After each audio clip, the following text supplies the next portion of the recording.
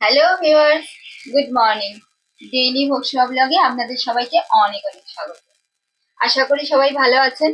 ভালো থাকুন, সুস্থ থাকুন, ভগবানের কাছে এটাই প্রার্থনা করি। ভগবানের কাছে প্রার্থনা করি আপনাদের জীবন মঙ্গলময় হয়ে ওঠে। আমি এখন সকালবেলা আজকে ভগবানের ভোগের কি বন্দোবস্ত করা হয়েছিল, কি ভোগের মেনু ছিল আপনাদের সাথে সেটাই শেয়ার করতে এসে গেছি। আসুন আমরা সবাই মিলে একসাথে দেখে নিই আজকে ভগবানের ভোগের কি মেনু ছিল।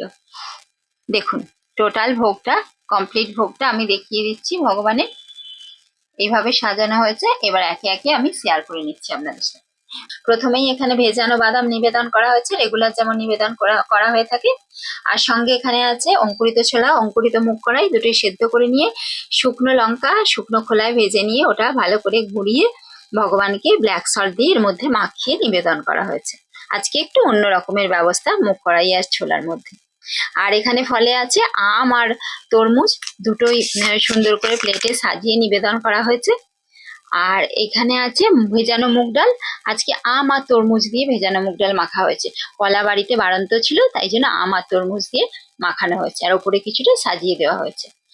আর এই প্লেটে আছে তরমুজ, শুধুই তরমুজ সুন্দর করে কেটে যাতে একটু ভালো লাগে সুন্দর করে নিবেদন করা হয়েছে। আর এখানে প্লেটে আছে আম আর তরমুজ, এখানেও আম তরমুজ আছে। বেশিরভাগ জায়গায় আজকে আসলে দুটো ফল আছে, আম আর তরমুজ। আর থালাতেও আম তরমুজ দিয়ে সাজানো হয়েছে, বড় তরমুজ ছিল সেটা দিয়ে সাজানো হয়েছে থালাটা। আর তাই জন্য বড় তরমুজ তো, তাই শরবতও করা হয়েছে তরমুজে। আর তার সঙ্গে এখানে আছে তরমুজেতে খোসা ছিল, খোসাটা তো বাদ ফেলে দেওয়ার জিনিস না, তো খোসাটা একটা সুন্দর রেসিপি বানিয়ে নিয়েছি ভাজা বাদাম বেটে নিয়ে। আর তার সাথে এখানে আছে এঁচড়ের ভর্তা। একটু শুকনো লঙ্কা শুকনো খোলায় ভেজে নিয়েছিলাম ছোলা, অঙ্কুরিত ছোলায় মাখানোর জন্য, সেটাই আবার এখানেও ইউজ করেছি। তার সাথে আবার এখানে যে আলু কাবলি আছে, আলু কাবলিতেও শুকনো লঙ্কা ভেজে গুঁড়ো করে ইউজ করেছি।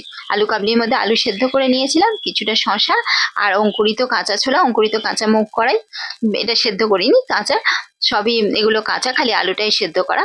আর শুকনো লঙ্কা তো বললামই, শুকনো লঙ্কা ভেজে নিয়ে গুঁড়ো করে তার সাথে কিছুটা ব্ল্যাক সল্ট আর পাতি লেবুর রস দিয়ে মাখানো হয়েছে, তেঁতুল জল করে মাখানো হয়নি।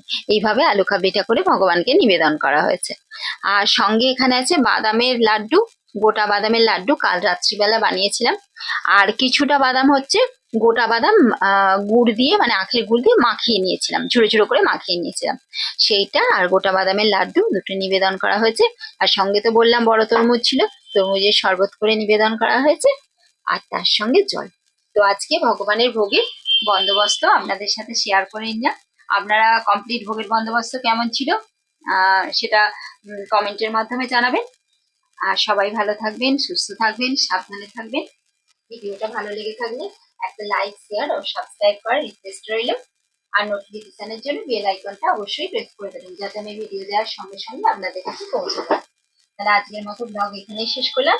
আবারও পরের ব্লগে দেখা হচ্ছে ভগবানের নতুন ভোগের মেনু নিয়ে। Thank you.